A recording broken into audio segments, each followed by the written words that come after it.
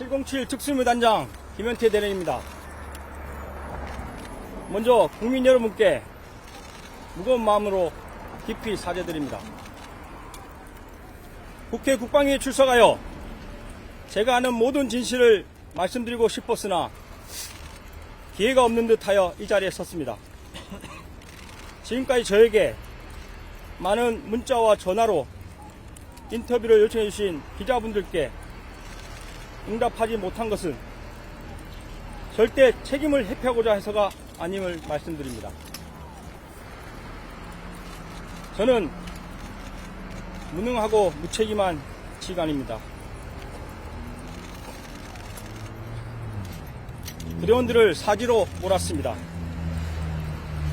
전투에서 이런 무능한 명령을 내렸다면 저는 사망했을 것입니다.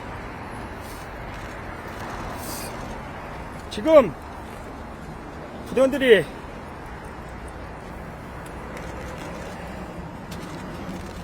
많이 아파하고 괴로워하고 있습니다.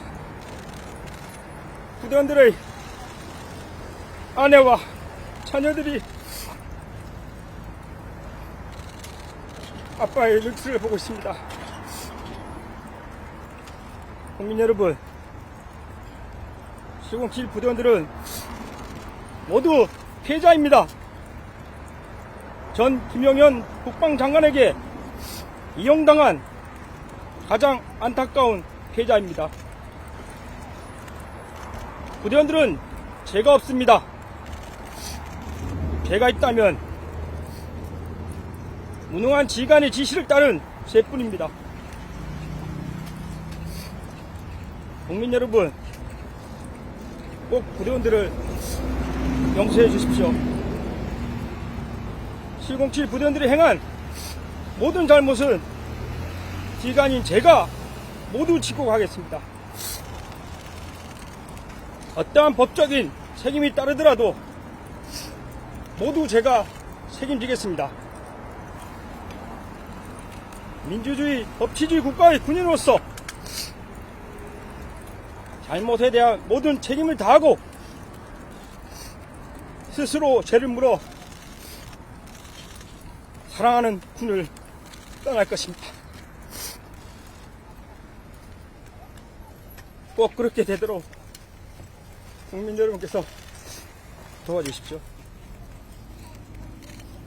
부대원들에게 국회의사당으로 출동하라고 지시한 것이 접니다. 국회의사당에 난입한 197명의 현장 지휘관도 저입니다. 헬기를 타고 가장 먼저 국회에 도착한 것도 저이고 건물을 봉쇄하라고 지시한 것도 저입니다. 후문과 정문에서 몸싸움을 지시한 것도 저이고 창문을 깨고 건물 안으로 들어가라고 지시한 것도 저입니다. 건물 내에서 2차례에 걸쳐 진입 시도를 지시한 것도 저입니다. 이처럼 모든 책임은 저에게 있습니다.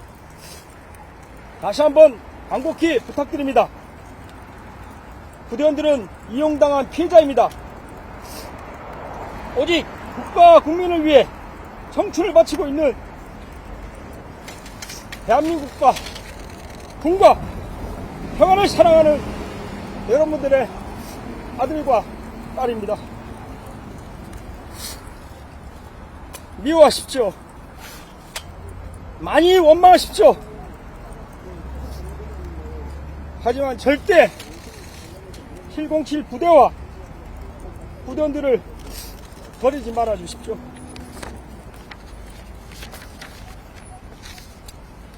백호인은 국가와 국민에 대한 조건 없는 충성과 부대와 전우에 대한 무한한 사랑을 가슴 깊이 품고 죽음이 우리를 가릴 때까지 백호 정신으로 부대의 전통을 계승한다. 하나, 나는 부대 임무에 최우선을 두고 행동하겠다. 둘, 나는 조국의 부름에 자랑스럽게 임하겠다. 셋, 나는 부대의 명예를 실추시키지 않겠다. 나는 전우와 참다운 인간관계를 유지하겠다. 5. 나는 부모님의 끝없는 사랑을 잊지 않는다.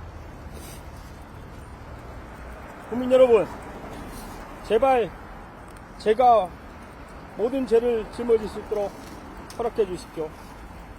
단 한 사람의 부정도 다치지 않도록 꼭 지켜주십시오.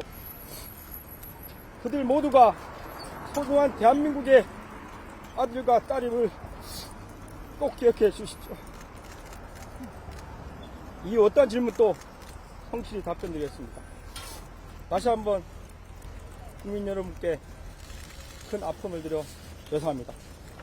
감사합니다. 관련 자료는 변리했습니다. 책임을 구체적으로 어떻게 진다는 거죠? 법적 책임을 진다는 뜻이었고, 제가 뭐 어떤 처벌이 내려질지는 잘 모르겠습니다. 하지만 군에서도 나름 규정이라는 것이 있고, 그리고 이제 법으로도 법이 있기 때문에 거기에 대한 책임 말씀드린 거고, 사실 그 계엄이라는 것을 TV로 보고 나서 직후에 사령관으로부터 전화를 받고 국회로 출동해라고 했을 때 저 역시 계엄에 대한 지식이 없었습니다. 계엄 상황에서 국회 활동이 보장돼야 된다는 그런 것도 잘 몰랐고, 저는 현장에서 저를 제지하는 많은 관계자분들께 저는 계엄사령부의 지시를 받고 왔습니다. 계엄사령부로 항의하십시오 라고 밖에 말할 수 없었습니다. 왜냐하면 그 상황에서도 국회 그런 활동 보장되는 법에 대해서 제가 알지 못했던 것 같습니다. 내란죄를 인정하시나요? 당시에는 뭐 상황을 몰랐기 때문에 그 행동을 했지만, 모르는 것 또한 저의 책임이라 생각하고 부대원들을 내란죄가 될 수 있는 위험에 맞들인 것을 사죄드리면서, 만에 하나 그 죄가 적용된다면 모든 부대원들의 죄를 제가 감수하겠습니다. 몇 시로부터 전화를 받고 맨 처음에 출동하신 거예요? 몇 시에 그 전화로 받으신 거예요? 제가 드린 내용에 나와는 있습니다. 저도 시간을 정확히 기억 못하나 이후에 TV를 보면서 나름대로 정리한 것은, 대통령 계엄령 발표가 10시 23분경으로 알고 있고, 저는 10시 30분이 좀 넘어서 사령관으로 전화 받은 걸 기억하고 있습니다. 지시 내용 구체적으로 기억나시나요? 의원을 끌어내라거나 아니면 누굴 체포하라거나. 최초 지시는 바로 출동할 수 있냐고 물어봤습니다. 그래서 저는 가능하다고 했고, 그럼 빨리 국회로 출동할 준비를 해라. 헬기 12대가 올 것이다.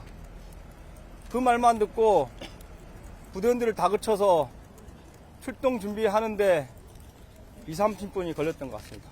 이미 전에 임무 대기 명령을 내렸다는 게 증언이 있는데. 예. 대기 명령은 사실 뭐 사령관도 정확히 계엄에 대해서는 몰랐던 것 같고, 저한테 연초부터 같이 서울 지역에 대한 동시다발 테러에 대해서 많은 대화를 나눴습니다. 그거는 순수한 서울에서 테러가 났을 때, 경찰의 능력이 초과했을 때, 테러 방지법이 나오는 군 대테러 특공대를 요청했을 때 어떻게 하겠냐는 것이었고, 거기 관련해서 저희가 올해 처음으로 헬기를 이용해서 노즐섬에 전개하는 훈련도 저 기억에 4, 5월이었던 것 같은데 실시했었습니다. 최근에는 그와 유사한 내용으로 최근 풍선 도발이다 여러 가지 이유로 북한에 의한 어떤 형태인지 모르겠지만 서울에 도발이 있을 것이라는 그런 내용으로 강조를 했습니다. 그리고 당일은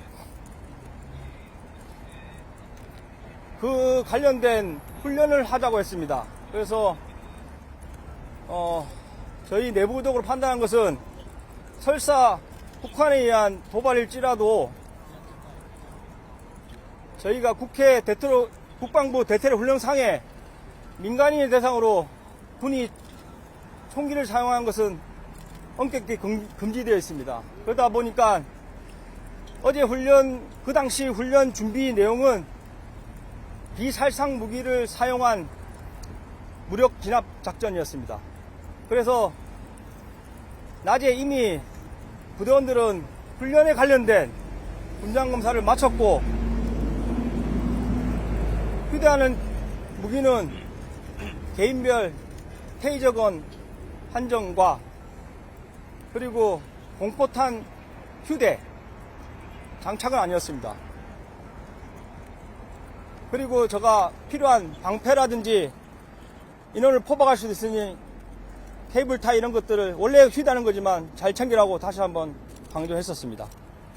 그리고 뉴스를 보면서 뭐 저격총이다 이런 이야기들이 많이 있는데 그 부분은 제가 꼭 해명을 드리겠습니다. 저희 부대원들은 평시에도 비상 대기를 하고 있고, 비상이 걸리면 본인들의 고유한 총기와 장비를 착용하고 나가게 되어 있습니다. 사실 출동하는 과정에서 제가 권총은 빼는 게 어떻겠냐는 말도 했습니다. 왜냐하면 어차피 실탄을 쓸 건 아닌데 괜히 들고 가다가 흘리거나 분실할 것 같은 우려가 순간 들었습니다. 그런데 부대원들이 아니라고 했습니다. 그럴 일 없다고 했고, 부대원들은 그 짧은 순간에 본능적으로 평시 본인들이 가져가는 총과 복장을 입고 거기에 관련된 개인별로 백팩 같은 백이 있습니다. 그걸 메고 출동을 했습니다. 그리고 현장에 가서는 그 장비들은 한 곳에 모아두고 실제 정문에서 몸싸움을 할 때는 개인이 휴대한 총기 2종, 권총과 본인의 총, 그리고 복장만 착용하고 이동했었습니다. 그리고 저격수도 자기가 저격수이기 때문에 저격총을 가져가는 것이지, 저희가 가져가는 통합 보관된 탄통 안에도 저격수 탄은 없습니다.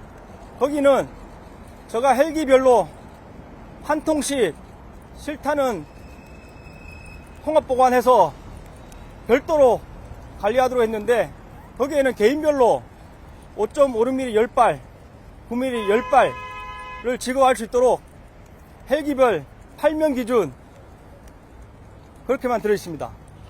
나머지 탄은 없고, 사진에서 보시는 나무 박스화된 통이 있는데 거기는 저희가 다양한 다른 것들이 있었습니다. 예를 들면 공포탄 하고, 그리고 연습용 수류탄이라고 해서 그게 많지는 않았던 것 같고 한 30여 발 박스화해서 들어있던 걸 기억합니다. 그러니까 통합보관을 결정을 하신 게 본인이란 말씀이세요? 아닙니다. 최초 훈련 계획 자체가 통합보관이었습니다. 국회에 도착하신 다음에 그다음부터는 누구의 지휘를 받으셨어요? 어, 사령관이에요, 아니면 국정사령관인가요? 무슨 말씀? 이거 국정사령관한테서 받은 거예요? 그렇습니다. 전화로 지시받았고, 그 현장에서 지시를 받을 때 국회의원을 체포하라는 지시를 받으셨어요? 그 부분은 저도 해명 아닌 설명을 드리면, 처음에 국회로 가라는 지시를 받고 인원들을 모으고 나서 30여 분 만에 저희 부대원들은 헬리패드로 이동을 완료했습니다. 근데 헬기는 아직 오지 않고 있었습니다. 그래서 그 짧은 순간 저는 사실 국회가 어떻게 생긴지 몰라서 처음 지시받은 게 국회로 가라. 국회로 가서 국회의사당과 회관으로 들었는데 국회의원 회관 뭐 이런 얘기를 들었습니다. 그 2개 건물을 봉쇄하라고 지시를 받았습니다. 그래서 그리고 체육관 운동장 같은 게 있는데 거기로 헬기가 내릴 것이다. 거기까지만 얘기 듣고 제가 인원이 다 모인 상태에서 팀앱을 켜가지고 어떻게 생겼는지 구도를 확인하면서 운동장이 뒤편에 있고 가운데 의사당이 있고 그리고 해관으로 보이는 다른 큰 건물이 옆에 있는 것을 인지했습니다. 그래서 저희가 다 모인 시간이 헬리패드에 모인 시간이 11시 어간으로 기억하는데 그 시간에 제가 팀앱을 캡처해서 노트펜으로 건물을 표시를 했습니다. 그래서 회관은 3지역대가 가라, 본청은 1지역대, 7지역대, 9지역대가 가자, 그렇게 했습니다. 그리고 처음 헬기가 6대가 먼저 왔습니다. 저희 사령부에는 헬기가 6대밖에 못 되기 때문에 6대가 먼저 오고 10분 후에 6대가 오는 걸로 최종 확인했고, 그래서 첫 6대에서 3대의 첫 번째 비행기에 제가 탔고, 제가 탄 1지역대가 국회의사당, 그리고 나머지 3, 4, 5개 탄 3지역대가 회관으로 가라고 지시했습니다. 근데 제가 내려보니까 국회의사당이 너무 크고 저희가 헬기별 8명인데 24명이서 의사당 문을 잠그거나 할 수 있는 그런 게 아닌 것 같았습니다. 그래서 전원다 두 번째로 오는 인원까지 해서 총 96명으로 저는 출발을 했는데 전원다 의사당으로 모이라고 추가 지시를 했습니다. 그 앞서 박동근 전 사령관이 장관으로부터 의원을 비롯해서 인원을 끌어내라 이런 지시를 받았다고 들었는데 그런 네. 내용의 지시도 있었나요? 지금 뉴스에 좀 내용을 좀 확인했고, 제가 정확히 말씀드리면 제가 사령관으로 첫 전화를 받고 끝날 때까지 30통 이상의 전화를 받았습니다. 그 말은 다른 여단장들까지 해서 사령관은 그 1시간 반 동안 100통 이상의 전화를 했다는 뜻입니다. 즉 제가 확인한 바로는 지휘통제실에서 전 국방부 장관이 계속 전화를 하고 있었고, 그 전화를 들은 것을 그대로 지휘통제실에서 전달하기 급급했습니다. 무슨 말이냐면 김용인 장관이 야 빨리 들어가서 국회의원들 끌어내 이런 말을 한 것을 그 지휘통제실에서 야 국회의원들 끌어내니까 빨리 전달해 이런 형태였다는 겁니다. 그리고 저한테 전화 와서도 처음에는 빨리 가서 언제 어디냐 하고 있습니다. 몇 분 남았냐? 도착 5분 전입니다. 도착했냐? 도착했습니다. 어디쯤이냐? 후문 쪽으로 이동하고 있습니다. 저는 사실 1, 2분 간격으로 전화를 받았기 때문에 계속 얘기를 했고, 어느 정도 시간이 경과했을 때 저한테도 야 국회의원들 끌어내는데 가능하겠냐? 이렇게 물어봤었습니다. 근데 현장에서 도착해서 제가 진입도 불가능합니다 라고 말씀드렸을 때 그래 알겠다 그러면 무리하지 마라 이렇게 얘기했고, 다른 것도 마찬가지입니다. 모든 여러분이 알고 계신 것은 전 김용인 장관이 전화로 사령관이 지시한 것을 사령관이 지휘통제실에서 1차적으로 그대로 지시한 것이지, 중간에 있는 여단장과 저가 중간 지휘관으로서 사령관과 소통하면서 현장 상황을 보고드렸고, 현장 상황을 보고받은 사령관은 저희 현장 지휘관들의 의견을 받아서 무리한 행동을 하지 말고 국민들의 안전과 부대원들의 안전을 최우선으로 챙기라고 했습니다. 제가 말씀드린 게 팩트입니다. 그 정치인 끌어내리는 거랑 체포를 하라는 거랑은 다른 짓이잖아요. 저희는 체포에 대한 내용은 없습니다. 특전사는 전화 통화 내용 공개하실 수 있나요 지금? 전화는 안보폰으로 했기 때문에 제가 하는 안보폰이 녹음이 안 됩니다. 저는 군에 반납하고 왔고 녹음이 안 되는 걸로 알고 있습니다. 그러면 끌어내려면 본회의장에 진입을 해야 되는데 본회의장에 왜 안 가신 거예요? 본회의장은 사실 뭐 최종적으로는 거길 들어가야 된다는 느낌은 있었지만 정문을 못 들어가는 상황에서 정문에 관련된 내용만 얘기했습니다. 제가 처음에 후문에 도착했습니다. 한 10명 정도가 있었고 저희도 최초 도착 인원 24명이었기 때문에 제가 후문에 가서 빨리 문을 잠그자 테이블 타이 준비해라 하고 접근했는데 경비로 보이시는 분들하고 이제 몸싸움이 붙었고, 첫 번째 문은 유리문이 자동문이라 이건 잠글 수 없다는 생각이 들었습니다. 안쪽에 열고 닫는 유리문이 있었는데 자연스럽게 그분들이 저희를 못 들어가기 위해서 문을 잠그고 안쪽에 바리케이트를 설치했습니다. 그래서 저는 속으로 그래 이건 자동으로 차단이 됐구나, 몇 명만 남고 정면으로 이동하자, 이동을 했습니다. 근데 정면에 도착한 순간 수백 명으로 보이는 기자분들과 관계자분들의 운집해 있는 모습을 보고 진입이 어렵겠구나 이런 생각이 들었지만 한번 해보자. 그래서 벽을 타고 들어가서 출입문 쪽으로 해서 일렬로 이렇게 막아보자. 할 수 있겠냐? 부대원들이 해보겠습니다 해서 개인 가방을 다 내리고 반드시 본인이 휴대해야 되는 품목만 그대로 챙긴 채 진입을 시도했습니다. 근데 전혀 안 되는 역부족이어서 모든 병력을 다 그쪽으로 직결시켜서 했지만 그래도 결국 안 됐습니다. 일부 인원은 들어간 인원도 있잖아요.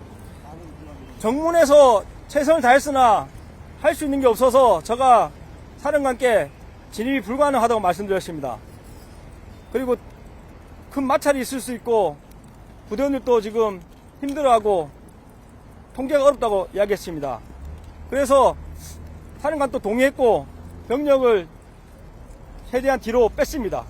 빼고 제가 안전하게 들어가서 안쪽에서 정문을 차단하는 방법을 해보자.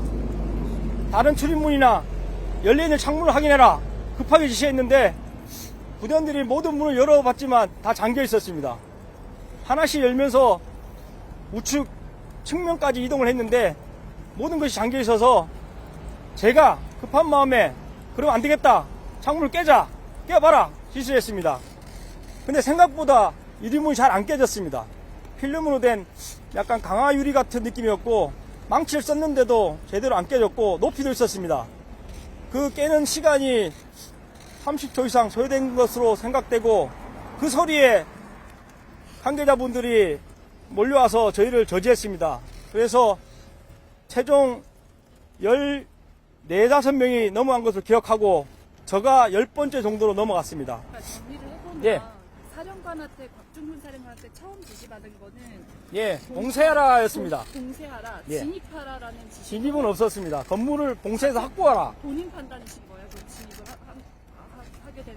봉쇄라는 뜻은 외곽을 봉쇄할 수도 있고 안에서도 문을 다 잠그면 되는 겁니다. 그래서 그러니까 정확한 지시가 일단 봉쇄하라. 아무도 들어오고 나가지 못하게 봉쇄하라 했습니다. 끌어내라는 지시는 그거는 나중에 들어가서 끌어낼 수 있겠냐 뭐 이런 뉘앙스였으나 제가 진입도 안 됩니다 했을 때 알겠다고 했습니다. 근데 왜 창문을 깨고 진입을 하신 거예요?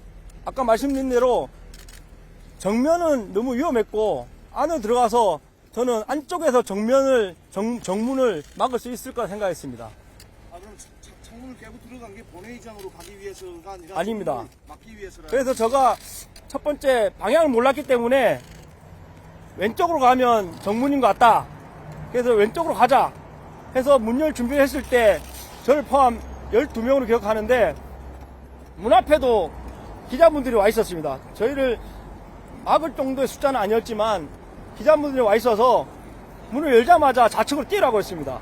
그래서 좌측으로 뛰었는데 그 정문 로비인 것 같은데 그 앞에도 유리문이 있었습니다. 유리문이 있고 안쪽에 바리케이트처럼 뭐 의자를 쌓아두고 계셔가지고 저희가 숫자가 얼마 안 되지만 야 문을 좀 따봐라 했더니 부대원이 잠긴 문을 이렇게 개방을 했습니다.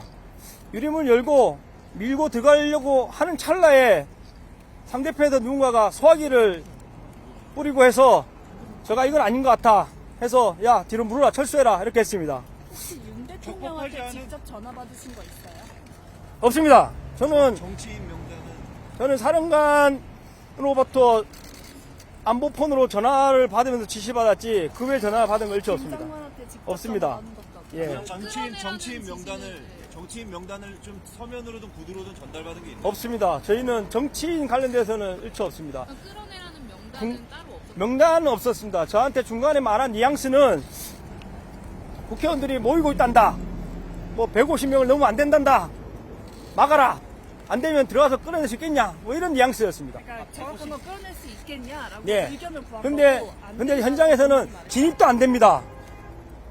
그리고 다른 무리수는 줄 수 없습니다. 이런 대화가 서로 사령관과 저가 150명은 몇 나눴습니다. 시에 지시가 온 건가요? 150명이 모이면 안 된다라는 얘기. 그거는 저 기억에 정문에서 한참 저도 정문에서 몸싸움을 하고 있었습니다. 그래서 시간을 계산해 보면 저가 11시 40분이 넘어서 헬기가 내린 것 같고 후문에 저가 12시 다 돼서 도착을 했고 정문에서 몸싸움을 12시 뭐 반 어간까지 한 걸로 기억하는데 12시 반이나 12시 반 사이였던 것 같습니다. 들어가서 끊어낼 수 있겠냐 하고 전화오고 지금 국회의원들 모이고 있는데 150명 되면 안 된다 뭐 이런 뉘앙스로 말한 거는 그 시간이었던 것 같습니다. 그 지시는 사령관으로부터 예, 그렇습니다. 저는 다 사령관으로 전화 받고 몸싸움 하면서도 전화를 받다 보니까 소리가 잘 안 들려서 전화 중에 끊은 적도 있고 그래서 전화 통화는 나중에 세워봤는데 안보폰이 녹음은 안 되지만 전화하는 그 시간은 남아 있습니다. 그래서 제가 세워봤는데 받은 게 20통 정도 되고 제가 부재중이 있어서 건개 한 통 있었고 그리고 전화가 끊어진 것도 몇 번 있었던 것 같습니다. 공포탄이나 테이저건 사용을 건의를 현장에서 했었다라는 얘기가 있는데 그 건의를 하신 적이 있나요? 사실 건의는 누군가 저한테 물어는 봤습니다. 테이저건 사용을 할 수 있느냐. 그래서 제가 안 된다고 했고 지휘 통제가 다시 좀 어려웠습니다. 부대원들 다 개인별로 무전기를 가지고 있었지만 다 각자 몸싸움하고 있는 상황에서 제가 무전으로 하는 것들이 과연 이 100여 명한테 정확하게 다 전파되는지도 의문이었고 제가 우측으로 빠져서 창문을 열고 가보자 했을 때 모인 부대원은 사실 30여 명밖에 안 됩니다. 나머지 5, 60명은 사실 저랑 교신이 잘 안 되는 모습이었습니다. 안보폰은 누구에게 간다고 어디에 보관하고 있습니까 지금? 부대에 있습니다. 근데 누가 지금 보관하고 있어요? 저 사무실에 있습니다. 개인 서랍 안에 현재 제가 올 때 책상에 두고 왔습니다. 그 지휘통제 명령 받을 때 대통령 언급 있었던 적이 있었나요? 그 많은 얘기. 대통령 언급은 없었습니다. 그 아까 3, 4월에 또 모의 연습을 한번 하셨었고 그때는 제가 확신하건대 순수하게 저희 평시에 하는 대테러 훈련 개념이었습니다. 그리고 개헌 당일에도 그 이제 어떤 모의 훈련을 하셨다고 했었잖아요. 개헌 당일은 모의 훈련이 아닙니다. 서울 지역에 대한 동시다발 테러라든지 거기에 대한 저희 임무에 관련된 훈련이었고 저의 느낌을 말씀드리면 물론 문서에도 써서 드렸지만 사령관도 전혀 몰랐던 것 같은데 계속 뭔가 위협에 대해서 전 장관이 이야기한 것 같습니다. 준비해라. 그래서 저는 도대체 뭡니까? 저는 사실 국정원이나 다른 정보를 가지고 말씀하신 줄 알았습니다. 근데 당일날 말씀은 그전에는 그냥 강조식이었는데 당일은 뭔가 가능성이 높은 식으로 말을 하면서 나도 안 보냈으면 좋겠다. 근데 TV를 보라 그러고 곧 뭔가 발표될 것처럼 얘기했다. 좀 심각한 것 같다. 너도 TV를 같이 보고 있어라. 그러면서 저녁 식사 이후에는 TV를 계속 모니터링 했습니다. 당일 몇 시에 했어요? 당일. 그 얘기를 당일 몇 시에 했어요?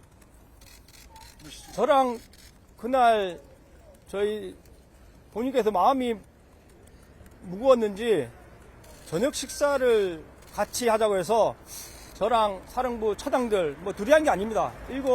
7명 정도가 같이 저녁 식사를 부대 해관에서 했습니다. 잘 없는 일인가요? 그렇게 다 같이. 아닙니다. 식사는 자주 있습니다. 자주 오늘 있는데 6시쯤인가요? 식사는 6시에 시작해서 1시간 아닙니다. 저희는 밥만 먹기 때문에 한 40분 정도 밥을 먹고 헤어졌고 제가 비상소집 훈련을 하겠다고 기보고 드렸습니다. 훈련 문서는 제가 군 자료라서 가져오진 않았습니다. 근데 추후에 제가 제공하겠습니다. 그 훈련 계획은 전날부터 수립하고 있었고 내용은 그렇습니다. 사령관이 많이 강조하고 있고 특수작전 항공단 또 비행기를 준비하고 있다니, 그리고 아무 일도 없기를 바라고 아무 일도 없으면 그냥 집에 가면 된다 해서 야 그래도 우리는 훈련을 하자. 그래서 제가 특강단장한테도 야 아무 일 없으면 바로 헬기 보내라. 그렇다고 특수학교에 헬기를 내리고 저희 707 훈련장인 47 훈련장에 들어가서 훈련하는 걸로 하자 해서 거기에 대한 세부 계획을 다 수립했습니다. 그리고 당일날 헬기가 내리려면 안전요원이 필요하기 때문에 제가 특수학교에도 안전요원을 다 배치한 상태였습니다. 그리고 부대원들 퇴근시키고 불시에 제가 점검한다고 해서 제가 7시 밥을 먹고 7시 50분에 비상을 걸었습니다. 저희는 1시간 내에 출동 완료를 해야 되기 때문에 8시 50분에 출동 군장검사를 해서 완료를 하고 9시에 주요 지휘자들만 지휘통제실에 모여서 제가 사후 강평을 했습니다. 이건 어떻고 저렇고 하다 보니까 3, 40분이 지나갔고 10시가 다가오는데 그러면 뭐 아무도 딱 보니까 아무도 없다. TV도 아무도 안 나오고 뭐 발표하려면 뭐 예고가 있어야 되는데 조용하다. 그래서 제가 특강단장 전해서 야 헬기 보내봐. 훈련을 하게. 그랬더니 특강단이 알겠다. 사령관님께 여쭤볼게. 그렇게 했습니다. 근데 확인한 결과 사령관님은 뭐 훈련하지 말고 헬기는 그냥 그대로 보내지 말고 주둔이 대기해. 이런 식으로 말씀했답니다. 그래서 제가 10시쯤이었던 것 같은데 부대원들한테 야 미안하다 야 헬기는 안 될 것 같고 오늘 훈련은 이렇게 끝내자. 다 퇴근 준비해 하고 퇴근 준비를 지시하고 퇴근이 전파된 상태에서 이제 사무실로 이동하는데 저희 지통실 TV에서 인원들이 TV 뭐 합니다 하고 해서 제가 계엄이라는 걸 봤습니다. 그리고 보고 사무실로 들어오는 순간 사령관으로 전화를 받았습니다. 그래서 이제 흩어지고 있는 부대원들한테 소리를 질렀습니다. 야, 다 들어와! 빨리 와! 이렇게 해서 지통실에 있던 주요 지휘자들 불러서 임무를 줬습니다. 그 사전에 이 서울 관련 훈련을 갖다가 사령관이랑 이야기를 할 때 예. 사령관이 어떤 장관 관련 전혀 없습니다. 그때는 순수하게 정말 서울 지역에 동시다발 테러가 났을 때 훈련에 대한 내용이었습니다. 지금 신분의 노출이 좀 부담스러운 상황임에도 불구하고 예. 지금 이 자리에 오셔가지고 말씀하시는 그 이유하고 그다음에 실제 부대원들이 피해가 있는 건지 현재 부대원들 피해는 없습니다. 없고 사령관이 직무 배제돼서 수도군단으로 이동했고 오늘부로 139 여단장도 타 4단으로 다 이동을 했습니다. 다음은 저라는 생각을 했고 저는 끝까지 부대에 남아서 부대원들이 무죄라는 것을 확인하고 당당히 저가 죄를 받고 아까 말씀드린 대로 스스로 전향하겠다는 생각으로 나왔고 시간이 지나면 지날수록 부대원들의 우려가 커질 것 같아서 부대원들을 달래고 싶은 마음에 나왔습니다. 다른 건 없습니다. 부대원들이 다른 데로 단장님, 그 예. 3일 훈련이 그 평소에 했던 동시다발 테러 훈련하고 같은 유형이었는지하고요.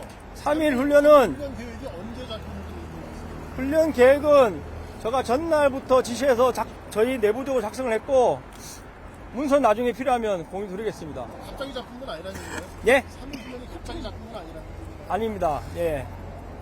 훈련 유형, 훈련 내용은 말씀드린 대로 평소와 같은 서울 지역에 동시다발 테러일 수도 있고 북한이 사주한 누군가일 수 있기 때문에 무기를 사용하지 않고 아까 말한 퇴적은이나 공포탄, 방패 이런 것들을 이용해서 제압할 수 있는 훈련을 처음으로 해보자. 그래서 그 인터넷에 나와 있는 죄송합니다. 캡처했던 문구 밑에 보면 SOP 작성 이런 게 있는데 저희 부대원입니다. 저 나중에 뭐 확인하려고 한 건 아니고 전 사실 뭐 부대원을 예상했지만 누구냐고 확인하라는 지시도 안 했습니다. 근데 부대원 이제 지역대 누군가가 확인해서 알려줬는데 저희 지역대입니다. 죄송합니다 하면서 알려줬는데 내가 괜찮다고 했습니다. 그리고 부대원들한테도 뭐 필요한 제보든 뭐 하는 것에 대해서 절대 터치하지 말고 했습니다. 평소하고 다른 훈련을 갑자기 한 건데 갑자기 했지만 왜 한 거예요? 그러니까 본인 판단에서는 한 겁니까? 아니면 위해서 이런 훈련을 해보자라고 싶은 건가요? 아까 말씀드린 대로 사령관이 계속 강조를 했고 그 시간이 갈수록 강조하는 강도가 높았습니다. 그래서 훈련을 하기로 한 겁니다. 시간이 갈수록 강도가 높았다는 거는 3일날 하루 안에 이루어진 게 아니라 3일을 앞두고 한 며칠 전부터 그렇게 강도가 높아졌다는 뜻이죠. 강조는 매일같이 됐습니다. 매일같이 됐는데 제가 2, 3일 전까지 느끼는 강도는 도대체 무슨 정보를 가지고 이런 말씀을 하실까? 아무것도 없는 것 같은데 사실 저도 사령관님만큼 많은 정보 루트가 있다고 자부하는 사람입니다. 제가 국무총리실에서 대테센터에서 3년간 근무하면서 대테러 분야에서는 제가 나름대로 인맥과 루트를 가진 사람이라 자부하기 때문에 내가 아는 루트로 아무 정보가 없는데 도대체 무슨 정보를 가지고 강조하나 하면서도 알겠습니다 하면서 했고 부대원들은 사실 그때는 특별한 지시는 없었습니다. 강조만 했습니다. 대한군 인구가 출발할 때는 북한이라고 알고 이동을 했는데 도착해보니 국해였다 이런 제보가 있었어요. 아니 출발할 때부터 북한이라는 말은 없었습니다. 그런 제보는 왜 나왔다고? 제가 그 기사까지 모르겠는데 북한이란 말은 전혀 없었습니다. 빨리 가서 국회를 봉쇄하고 확보를 하고 있습니다. 대형 폭포부터 국회 진입까지 1시간 정도 걸리잖아요. 헬기 진입. 아닌데 헬기가 생각보다 늦게 왔습니다. 왜냐하면 조정선들도 아마 저와 비슷한 상황일 겁니다. 특강단장도 저랑 같은 생각으로 10시에 퇴근 지시를 한 것 같습니다. 그러다 보니까 10시 반 넘어서 특강단 전화 받고 나서 퇴근한 조정사들을 불러서 보내다 보니까 저희는 30분 내에 11시 전에 직결을 했는데 제일 빠른 헬기가 11시 20분 넘어서 왔습니다. 그래서 제가 11시 20분 좀 넘어서 1번기를 탔고 이동하는데 30분 정도 걸렸습니다. 그래서 11시 50분 어간에 제가 1번기로 도착했던 것 같습니다. 만약에 탄핵 해제 결의안이 조금 더 늦게 통과됐으면 국회의원 끌어내는 것은 가능했다고 보세요? 불가능했습니다. 이유는 만약에 가능하게 하는 방법은 실탄을 쓰는 방법밖에 없었습니다.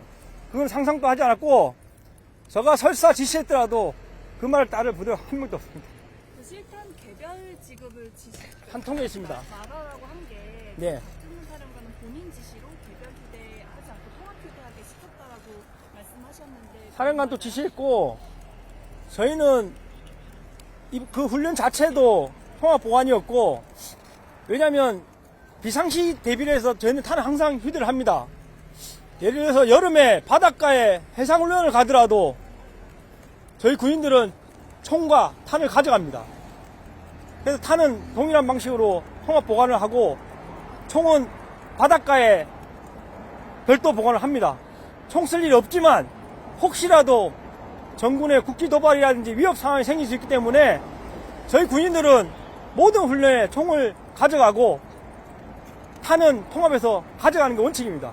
그래서 그날 훈련도 비살상 무기를 이용한 훈련이었지만 탄은 최소 분량으로 휴대를 시킨 겁니다.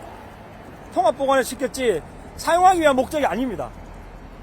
오늘 기자회견 한다고 누구한테 보고하셨고 아무도 얘기 안 했습니다. 말라는 아무에게도 보고 안 하셨어요? 사실 저는 말씀드린 대로 지난주 금요일 날 국방위 출석차 이동 중에 있었습니다. 서울에 거의 도착했는데 갑자기 국방부 전화 와서 취소됐으니 가지 마라, 살 돌려라고 했습니다. 사령관과 삼여단장과 3명이 같이 가고 있었는데 차를 돌릴 수밖에 없었습니다. 확인해 본 결과 나중에 알았지만 여당에서는 기다리고 있었고 야당에서는 기다리고 있었고 국방부에서는 출석이 기준이 있는데 기준을 충족 못한 식으로 답변했습니다. 제가 정확히 모르겠습니다. 예를 들면 뭐 12시간 전에는 통보해야 되는데 뭐 6시간 전에 통보해서 그런 건지 기준에 불충분하기 때문에 갈 필요 없다. 돌아가라. 그렇게 해서 저희는 돌아갔고 저는 돌아와서 탄핵 투표에 대해서 부대원들 앉아서 보면서 국민이 생각한 것처럼 저도 표결이 되겠구나 이런 생각으로 TV를 보고 있었는데 부결되는 순간 국방위도 안 열리겠구나. 내가 국방위에 가서 뭔가 말씀드릴 기회가 없을 수 있겠구나 생각했습니다. 그리고 사실 기자회견은 생각을 하지 않았는데 제가 저녁 늦게 제가 아는 국방부 기자분께 전화로 기자회견을 내가 만약에 하게 되면 기자분들한테 전달해 줄 수 있느냐 그 이야기를 했고, 정말 저녁에 집에서 10시가 넘어서 결심을 하고 조금 전에 읽어드린 문구도 그때 작성을 했습니다. 그래서 새벽까지 작성을 하고 혼자 연습을 하고, 분명히 오는데 많은 어려움이 있을 것 같다는 생각이 들어서 정말 아무에게도 얘기를 안 하고, 제가 그 부탁드린 기자한테도 이렇게 했습니다. 내가 출발할 때 중간에 전화하면 전달해달라. 미리 전달하면 분명히 내가 출발이 안 된다. 그리고 내가 전화 안 하면 안 가는 것이다. 미리 전파하지 마라. 그렇게 얘기하고, 제가 출발해서 이천 지역을 벗어났을 때쯤 전화를 해서 도와달라고 부탁을 했습니다. 출발이 안 된다는 건 누군가 받을 거라고 생각을 하셨죠. 그런 우려를 했습니다. 철수는 몇 시에 누가 뭐 지시를 받으신 거예요? 아니면 본인 판단으로 국회에서 철수하게 된 경우? 철수는 제가 그 1층 로비 쪽에서 출입이 막혀서 다른 길을 찾다가 엘리베이터가 있어서 엘리베이터를 타고 기억이 잘 안 나나 2층, 4층, 지하 1층 등을 좀 헤매면서 돌아다녔던 것 같습니다. 그런 상황에서 4층이었던 것 같은데, 거기서도 다시 한번 유리문에서 몸싸움이 있었습니다. 문을 열 수는 없었는데 유리문에서 바깥쪽 저쪽으로 있던 분하고 몸싸움을 하는 와중이었고, 거기서도 소화기였는지 모르겠지만 다시 한번 이렇게 소화기 공격을 받고 부대원들을 뒤로 물렸습니다. 아마 TV에서 나온 영상인데, 물리고 나서 정정근거하고 있는 그런 사라의 상대편 쪽에서 방금 가결됐다, 너희 가면 된다, 이런 식으로 다시 한번 이야기할 때, 아, 지금 하면 안 되는구나 하고 사령관께 전해서 지금 가결됐고 뭐 그만둬야 되는 것 같습니다 하니까, 사령관이 그래 철수시켜라 이렇게 얘기해서 철수했습니다. 사령관 지시를 받고 네. 철수했다. 지금 근무지 이탈 그 상태죠? 예? 부대장님 근무지 이탈 상태죠? 지금? 잘 못 들었습니다. 근무지 이탈 상태이신데도 나와서 저 말씀입니까? 예. 네, 8시 반 기준으로 근무지 이탈 상태입니다. 저기 일부 계엄군, 현장 계엄군들 증언을 보면 그 지휘를 받았지만 좀 본인들이 이제 소극적으로 작전을 했다, 뭐 이런 그렇습니다. 몸풀했다 이런 증언이 있는데, 제가 현장 지휘관 입장에서 봤을 때 예. 본인이 지시를 했을 때 그 부대원들이 좀 약간 소극적이라든가 이런 느낌을 받으셨어요, 현장에서? 저희 부대원들은 제가 지시를 안 했더라도 다 그렇게 했을 것이고, 제가 작전하면서도 주변에 저희 부대원들이 우리가 여기서 지금 뭐 하는 짓이냐 하고 자괴감 섞인 말로 저희끼리 나눈 대화도 많이 들었습니다. 본인도 자괴감을 느끼셨어요? 그렇습니다.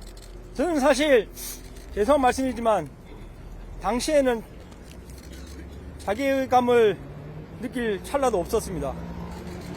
전화는 1분 간격으로 2분 간격으로 계속 오고 있었고, 뭔가 해야 되고 뭔가 지시를 해야 되는 상황에서 저는 그런 걸 느낄 겨를이 없었던 것 같습니다. 그러면 그것만 반대를 해주세요. 그러니까 위에서 지시를 받아서 한 것과 내가 지시를 한 거를 좀 본인 생각하시기에 반대를 해주시면, 예를 들어서 국회의원이 끌어내라는 지시를 내가 받은 것 같다. 제가 다시 한번 말씀드리지만, 제가 아는 지금 현재 범위에서 사령관과 그 이하 모든 사람들은 전 김영현 국방장관한테 이용당한 겁니다. 어느 정도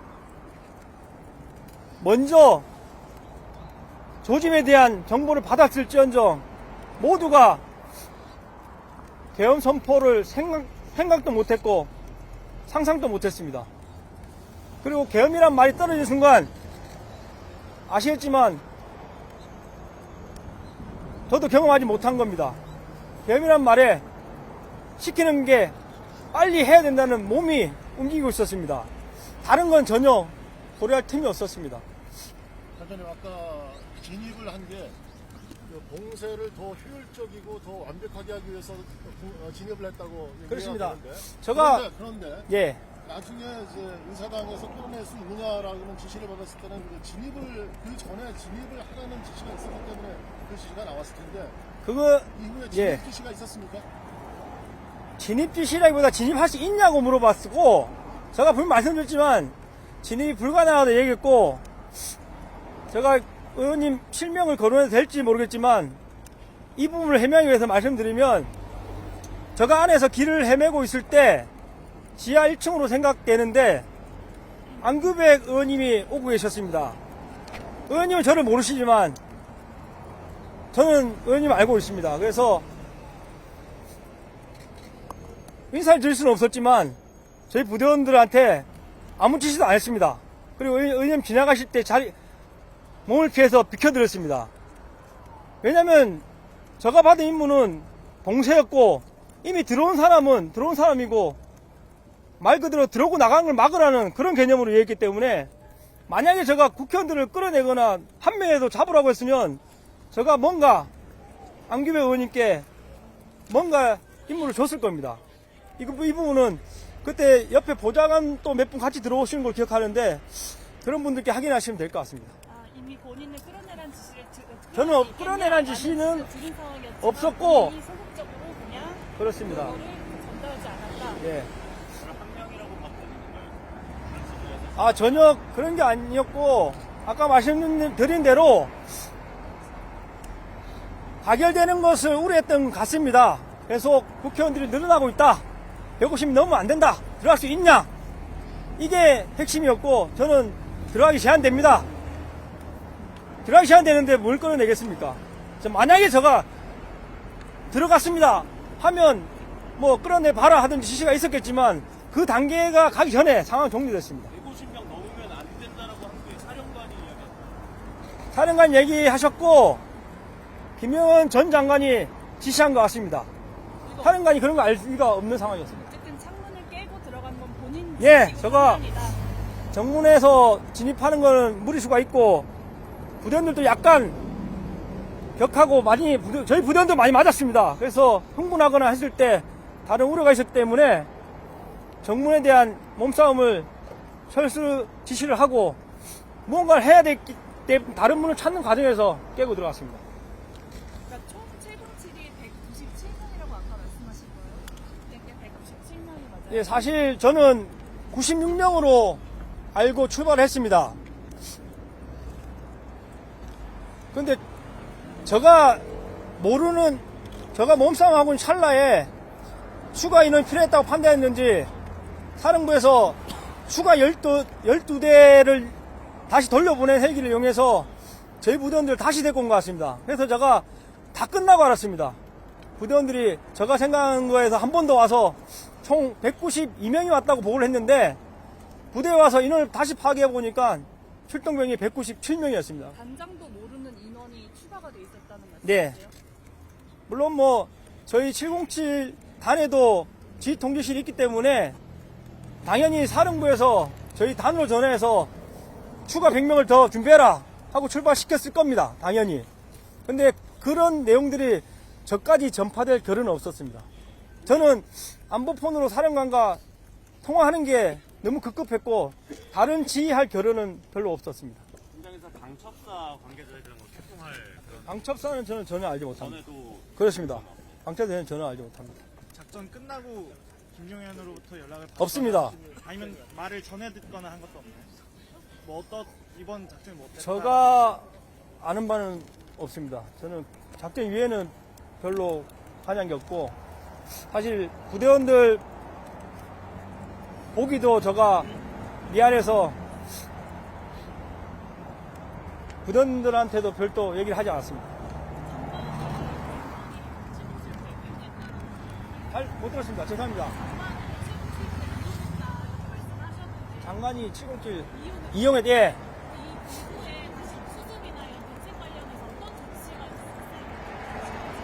가까이 좀 말씀해 주시면 죄송합니다. 예.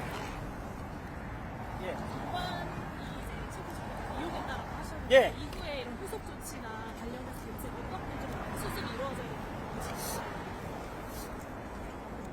제가 법은 잘 모릅니다. 근데 뉴스에 나와 있는 만약에 내란죄가 성립됐을 때 국회에 진입한 모든 사람들이 처벌을 받는 걸로 알고 있습니다. 그 내란죄가 성립되지 않더라도 아마 군 내부적인 조사를 통해서 많은 사람들이 징계선상에 서게 될 것입니다. 제가 오늘 이 자리에 나온 이유는 그 어떤 상황이 생기더라도 저를 제외한 단 한 명의 부대원도 다치지 않도록 국민 여러분께서 챙겨주시길 부탁드리기 위해서 왔습니다. 계엄군 다른 건 없습니다. 계엄 이후에 계엄군 부대원들 상황 상태에 대해서 말씀하셨습니다. 현재 부대원들 상황 말씀입니까? 아까 말씀드린 대로 제가 사건 이후에 부대원들을 볼 수 있는 마음의 준비가 안 되어 있었습니다. 사실 오늘 제가 제대별로 얼굴 보려고 시간을 잡아뒀는데 아침에 오면서 취소하도록 돼 있고, 저는 그냥 저희 지역대원들을 하고만 소통하면서 부대원들 괜찮냐? 지금 어떠냐? 대부분 괜찮다고는 말했지만 괜찮은 게 아니었을 겁니다. 그리고 시간이 갈수록 힘들어할 거라고 생각합니다. 그래서 제가 한 시간도 빨리 뭔가를 해야 되겠다. 그게 지난주 금요일 국방위 참석이었는데, 저는 오늘 월요일날 국방위가 개최될 거라는 이야기를 듣고 주말에 계속 기다렸습니다. 그리고 제가 아는 루트를 이용해서 확인해 본 결과 어제 밤에 확인한 결과 안 열릴 것 같다 였습니다. 그래서 어제 밤늦게 제가 급히 생각한 방법이 기자회견이었습니다. 특전사령관 아니요, 괜찮아. 네, 국전사령관께서 직접 유튜브 나오셔서 예. 기자회견 형식으로 하셨는데 혹시 거기서 사실관계가 좀 다르다거나 아니면 다르지 않습니다. 다르지 않고, 모르겠습니다. 뭐 제가 모르는 내용이 있을 수 있으나, 제가 사령관 유튜브를 보면서 저희 부대원들하고 많은 사람이 울었습니다. 고마워서. 근데 조금 여러분들이 오해하실 수 있는 부분은, 제가 말씀드린 대로 사령관 또 사령부 지휘통지실에서 전화를 받으면서 받은 걸 그대로 1차적으로 뱉어냈기 때문에 끌어내라 이런 내용들이 많이 보도되고 있던데, 첫 번째는 당연히 그렇게 지시를 했을 것 같습니다.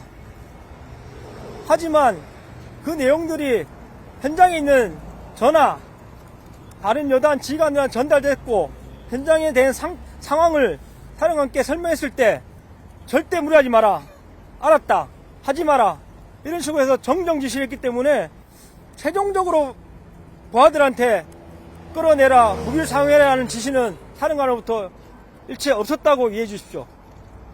아까 회견문에 이게 실제 상황이었다면 부대원들이 사망했거나 하면서 좀 울먹이셨는데 이 말씀은 무슨 의미예요? 죄송합니다. 제가 아까 회견문에 실제 상황이었으면 모든 부대원들이 사망했거나 네. 하셨는데 그게 무슨 의미예요? 말씀드린 그대로입니다. 군이라는 조직이 명령에 의해서 움직이는 조직입니다. 그만큼 지휘관의 책임이 무겁고, 잘못된 명령을 통해서 전쟁 중에 많은 부하들이 희생될 수가 있습니다. 제가 국회에 진입시킨 이 상황을 만약에 전시였다면 어떤 것일까 고민하다가 쓴 내용입니다. 큰 의미를 주지 말아주시죠. 오늘 이렇게 이제 회견이 마지막이실 것 같은데, 혹시 뭐 김용현 전 장관이나 이런 분들한테 좀 남기고 싶은 말 같은 게 있으실까요? 처음 뉴스에 김용현 국방부 장관께서 본인이 다 책임을 진다고 했습니다. 그래서 부대원들은 기다렸습니다. 그런데 아무런 반응이 없었습니다. 그래서 사령관께서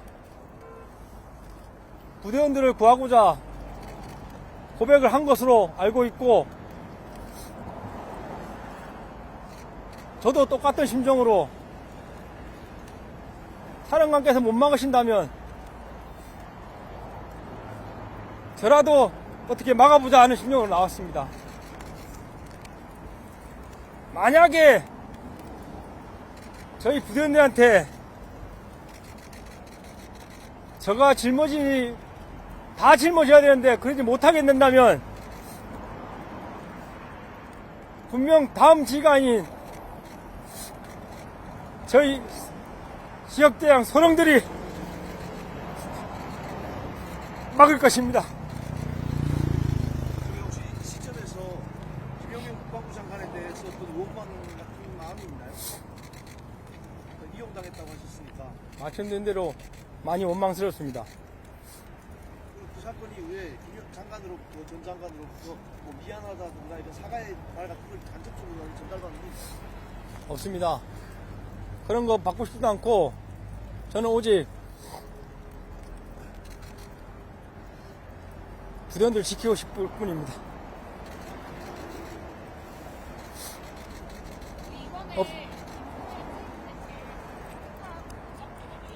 죄송합니다. 제가 아직 귀가 좀 안 좋은 편입니다. 크게. 이번에 투입될 게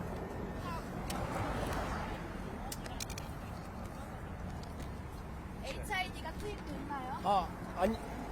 저 뉴스를 보고 알았습니다. 정보사 요원이 선관위로 갔다는 건 뉴스를 보고 알았습니다. 윤석열 대통령한테 남기고 싶은 말. 그건 제가 할 수 있는 영역이 아닌 것 같습니다. 죄송합니다. 지금 저녁 의사를 밝히신 예. 계획이 없으세요? 전 앞으로 계획이 어떻게 되십니까?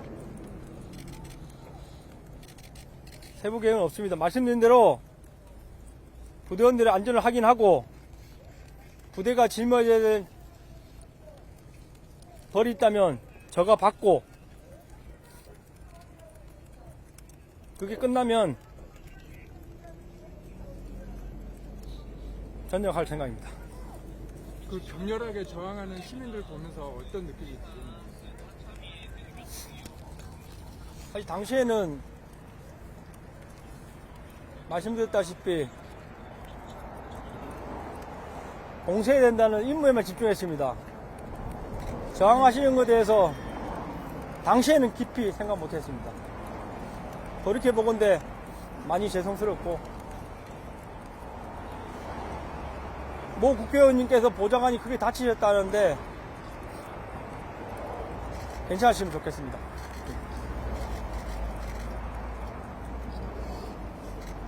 특별한 것 없으면 마치겠습니다. 국민께도 한마디 해주세요. 국민분께는 앞서 말씀드린 것으로 대처하겠습니다. 죄송스럽고, 제가 이렇게 말하면 좀 뻔뻔할 수 있지만 (707) 부대가 위태롭고 많은 부대원들이 707을 떠나게 된다면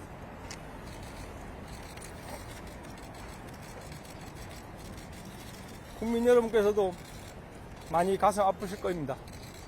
그리고 군인으로서 염려되는 것은